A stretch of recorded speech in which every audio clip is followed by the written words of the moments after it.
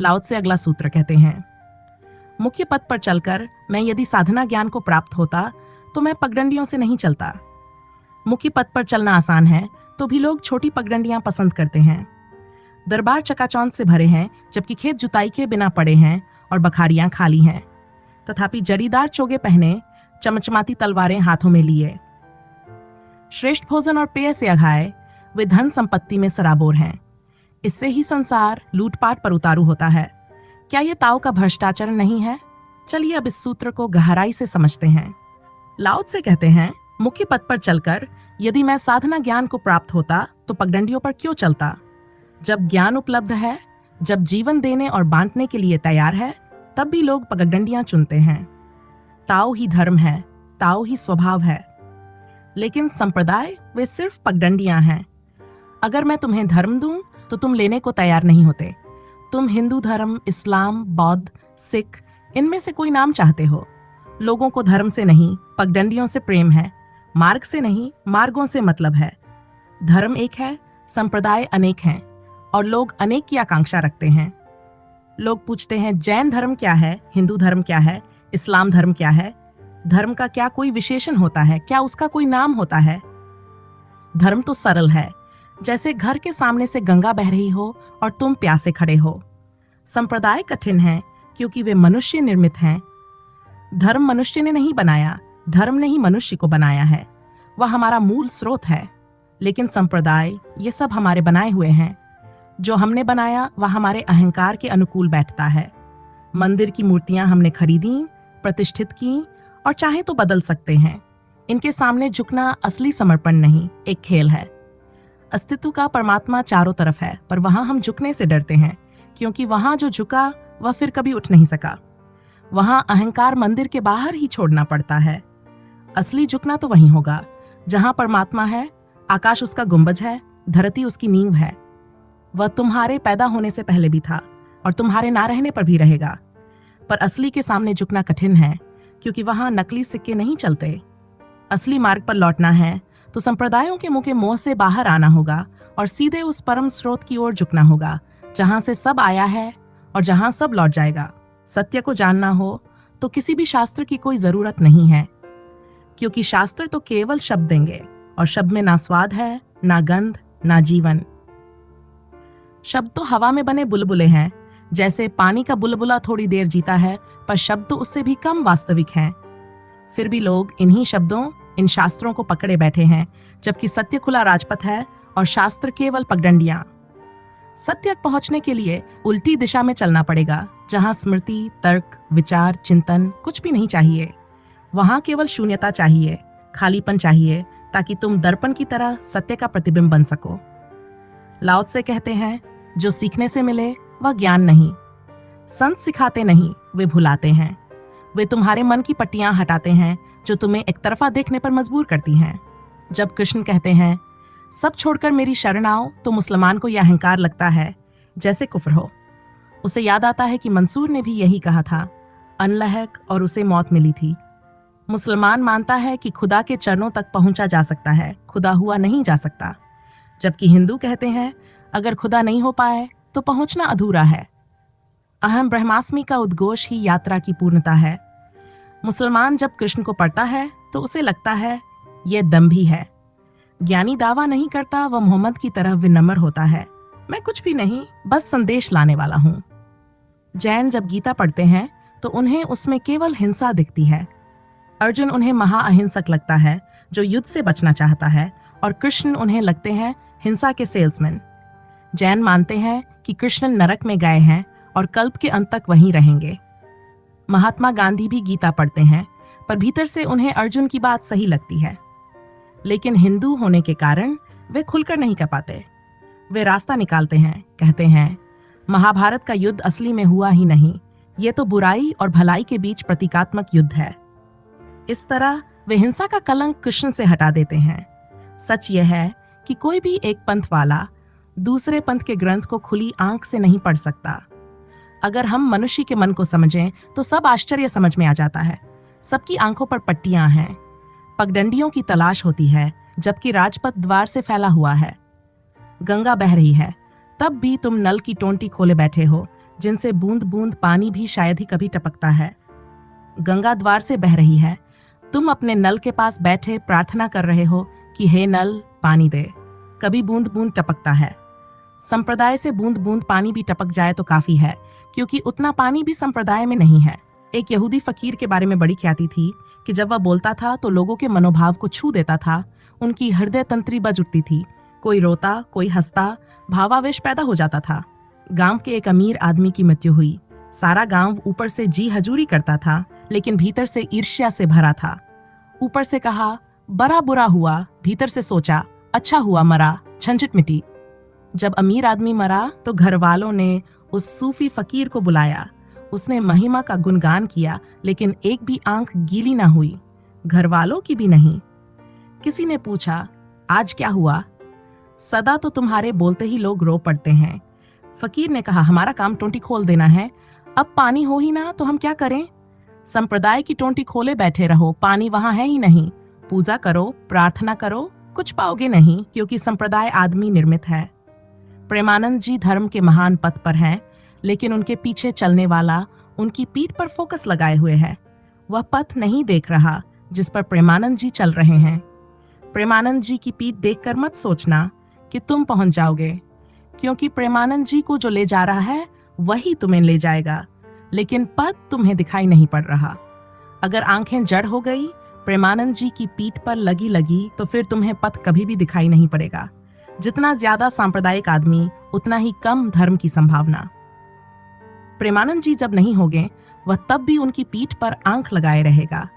अब पीठ भी नहीं है, बस कल्पना है। एक खिड़की को देर तक देखो, फिर आंख बंद कर लो तो खिड़की का निगेटिव आंख में रह जाता है। संप्रदाय भी वैसा ही है। महावीर कबीर थे, बुद्ध थे, राम थे, कृष्ण थे। जिन्होंने कुछ जाना, उनके पीछे चलने वाला धीरे धीरे निगेटिव लिए रह जाता है, पॉजिटिव खो जाता है। पूजा अब निगेटिव की हो रही है। संप्रदाय तुम्हारी व्याख्या है, तुम्हारा शास्त्र है, तुम ही हो। बुद्ध को गए बहुत वक्त हो गया, महावीर को गए बहुत वक्त हो गया, जीसस को खोए अनंत में बहुत समय हो चुका। तुम उन मेघों की पूजा कर रहे हो जो बरस चुके, अब सिर्फ धुएं की लकीर रह गई है। महावीर जैसे होने का तरीका महावीर के पीछे चलना नहीं है। बुद्ध जैसे होने का तरीका बुद्ध के पीछे चलना नहीं है, क्योंकि बुद्ध किसी के पीछे नहीं चले। अगर तुम बुद्ध होना चाहते हो तो तुम्हें अपने ही मार्ग से अपने स्वभाव को खोजना होगा।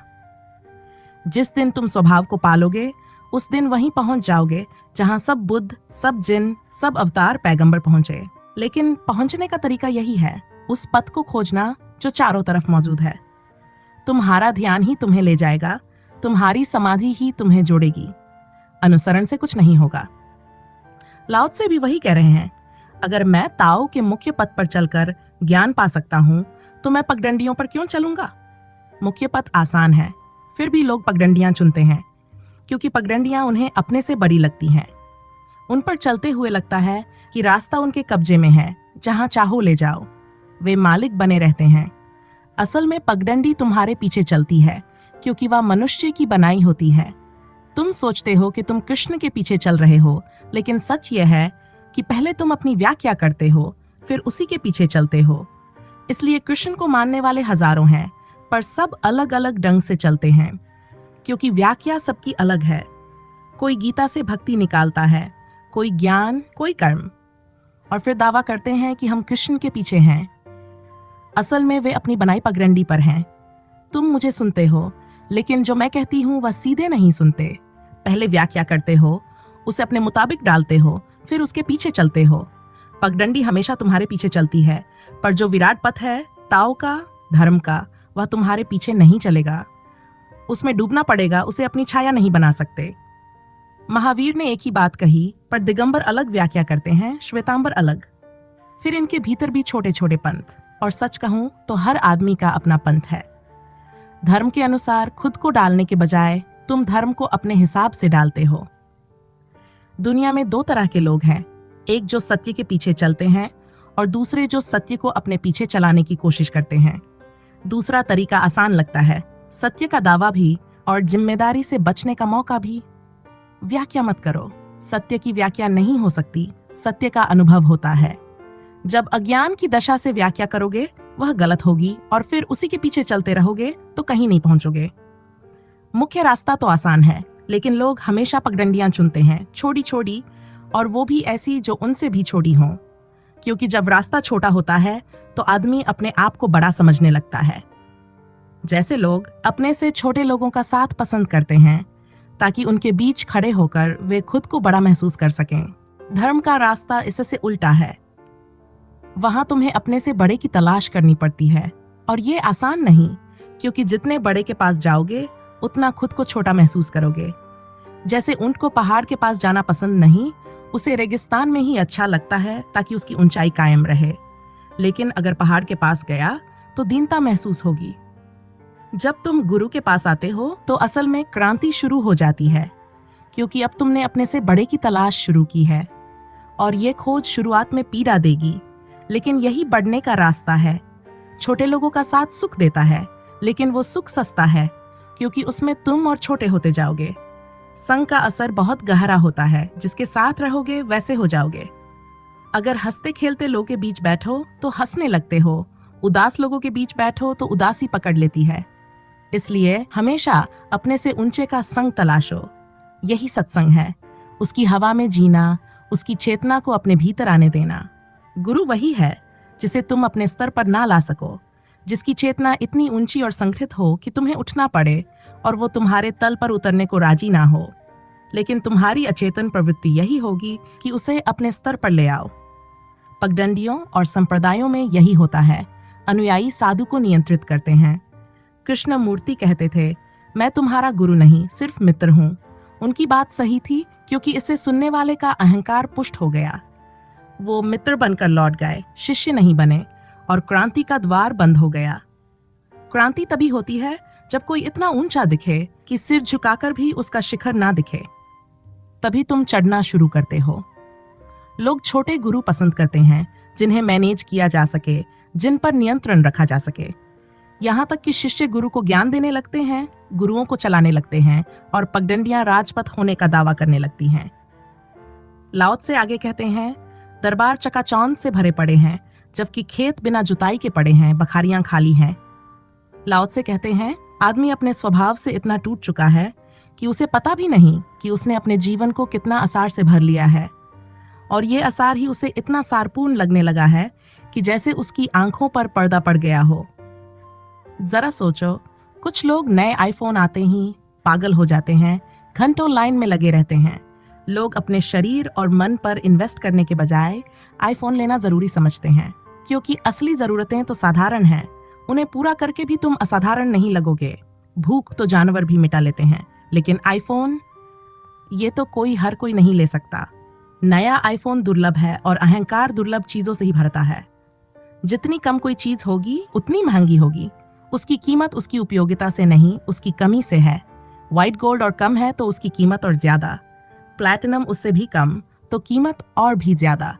अहंकार को किसी चीज के उपयोग से मतलब नहीं, बस ये घोषणा करनी है कि मैं खास हूं। शरीर भूखा प्यासा रह जाए, कोई बात नहीं, बस गहनों से सजा होना चाहिए। प्रेम से वंचित रह जाओ, कोई फर्क नहीं, हीरे जवाहरात चाहिए। सच में जीवन की जरूरतें बहुत कम हैं। पेट भरा हो, प्यास बुझी हो, प्रेम हो, सिर पर छत हो। अगर अहंकार बीच में ना आए तो धरती पर बड़ा संतोष हो। जीसस ने अपने शिष्यों से कहा, रोज ये प्रार्थना करो, हे प्रभु, मुझे मेरी रोज की रोटी दे। ये रोटी सिर्फ भोजन नहीं, जीवन की बुनियादी जरूरतों का प्रतीक है। पानी, रोटी, प्रेम, घर, इतना मिल जाए तो जीवन परम महिमा तक पहुंच सकता है। बाहर फटे कपड़े हों पर भीतर का सम्राट जगमगाता रहेगा। लेकिन दुनिया उल्टा रास्ता चुनती है, भीतर भिखारी, बाहर चमक दमक। क्योंकि आत्मा किसी को नजर नहीं आती, दिखता है तो सिर्फ बाहर। लोग आत्मा बेचकर तिजोरियां भर लेते हैं।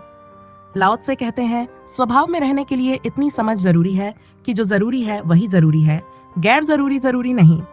एक बार गैर जरूरी की दौड़ शुरू कर दी तो फिर इसका अंत नहीं। तुम कितना भी पालो, हमेशा कुछ बाकी रह जाएगा। सिकंदर को भी कमी थी, कुबेर भी अधूरे थे, सोलोमन भी मौत के समय परेशान था कि सब नहीं मिला। जीसस ने कहा, खेत में खिले लिली के फूल देखो। लिली को क्या चाहिए? जमीन से पानी, सूरज की रोशनी, और वो खिल जाती है। जो इन छोटी जरूरतों में राजी हो गया वो महापद को पालेगा। उसकी ऊर्जा बेकार की दौड़ में नहीं लगेगी, और वो भीतर से इतना संपन्न हो जाएगा जैसे हर फूल होता है। लेकिन आज हाल यह है कि खेत खाली हैं, बखारियां सूनी हैं और सब दरबारों की ओर भाग रहे हैं। दरबार लाओ त्से के लिए व्यर्थता का प्रतीक है, राजधानियां मूर्खता के स्मारक हैं। फिर भी सब भाग रहे हैं, राजनीतिज्ञ, साधु, सन्यासी, सब। वहां पहुंचकर होगा क्या? खाली पेट, खाली आत्मा और ऊपर से सोने की परत चढ़ी हुई। दरबारों में चमकते चोगे, हाथों में तलवारें, थालियों में श्रेष्ठ भोजन, प्यालों में उत्तम पेय और लोग धन दौलत में डूबे हुए हैं।